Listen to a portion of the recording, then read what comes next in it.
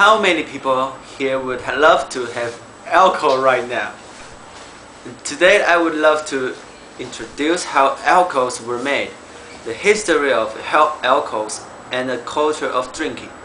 I like drinking but not drunk, and I only drink with my friends. So after this speech, I'm looking forward to have more friends drink with me. Alcohol can basically divide into three different parts: beers, wine, and spirit. Alcoholic beverages that have lower alcohol contents, we call it beer and wine. Beverages of higher alcohol contents, we call it spirit, are produced by fermentation followed by distillation. And I'm mainly sharing with you beers, the most important part in human culture. And beers are produced by fermentation. It's an action caused by a kind of bacteria, and we usually use it when we're making beer of sugar, starch containing plant material. And beer is one of the oldest beverages in human history, possibly dating back to 9500 BC. And it's recorded in the written history of ancient Egypt and Mesopotamia. That was pretty early, that our ancestors are already getting really drunk. You can also say that it's a kind of fashion.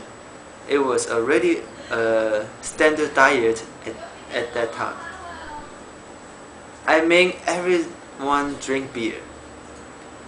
They drink while having meals. They drink while chatting and having fun with friends. They drink while meeting with important figures. It's like they are drinking everywhere and any time. Alcohols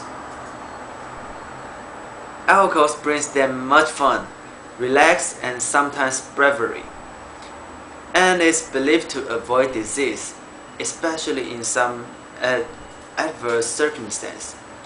In fact, except for entertainment and preventing disease, alcoholists had found archaeologists had found that they had discovered the disinfection of an alcohol and already using it as a medical drugs.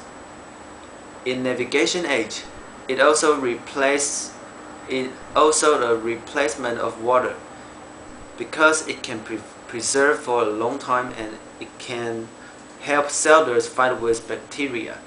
So alcohol to them is irreplaceable.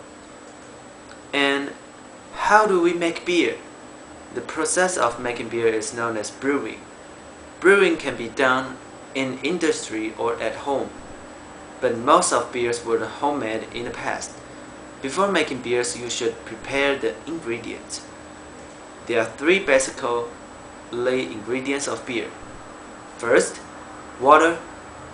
Beer is most composed of water. Different quality of water affects and makes different types of water. Second, starch source. Starch source in the beer provide the fermentable material and is a key determinant of the strength and flavors of the beer. Third, flavoring beer. Flavoring beer is the sole major commercial use of hops. The flower of hops bean is used as a flavoring and preservative agent in nearly all beers made today. The flowers themselves are often called hops. The purpose of brewing is to convert the starch source into a sugary liquid called wort and convert the wort into the alcoholic beverage known as beer in the fermentation process affected by yeast. The first step, where the wort is prepared by mixing the starch source, normally melted barley with hot water, is known as mashing. Hot water, known as liquor in brewing terms, is mixed with crushed malt or malt, known as grist, in a mash tun. The mashing process takes around 1 to 2 hours, during which the starch are converted into sugars, and then the sweet wort drained off the grains. The grains are now washed in a process known as sparkling. Its wash allows the brewers to gather as much of the fermentable liquid from the grains as possible. The process of filtering the spent grains from the wort and sparge water is called wort sparitation. The traditional process of wort separation is lautering, in which the grain bed itself serves as a filter medium. Some modern brewers prefer the use of filter frames, which allow more finely ground grist. Most modern breweries use a continuous sparge, collecting the original wort and the sparge water together. However, it's possible to collect a second or even third wash which not quite spent grains as separate batch. Each run would produce a weaker wort and thus a weaker beer. This process is known as second and third runnings. Brewing with several runnings is called party-gale brewing. The sweet wort collected from sparkling is put into a kettle or cooper, so called because these vessels were traditionally made from copper, and boiled, usually for about 1 hour. During boiling, water is the wort evaporate, but the sugar and the component of the wort remains. This allows more efficient use of the starch source in the beer. Boiling also destroys any remains enzymes left over from the mashing stage. Hops are added during boiling as a source of bitterness, flavor, and aroma. Hops may be added at more than one point during the boil. The longer the hops are boiled, the more bitterness they contribute, but the less hop flavor and aroma remains in the beer.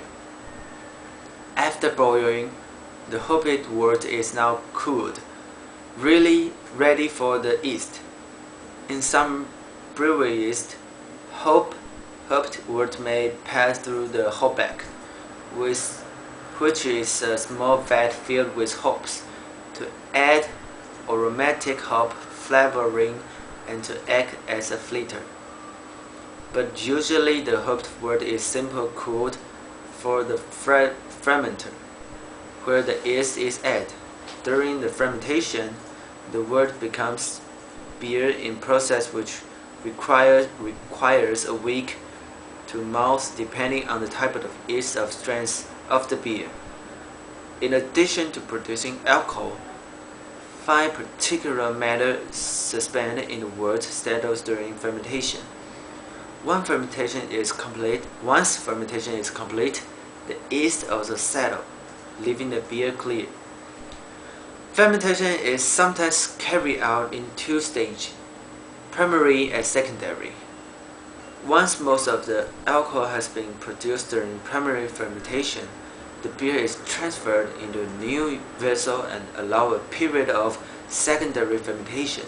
Secondary fermentation is used when the beer requires long storage before packing or gather clarity. When the beer has fermented, it is packaged either into casks for cask ale or kegs, aluminum cans, or bottles for other sorts of beer. So, I hope you have known more about drinking culture, and if you want to drink with me, just bring on beers.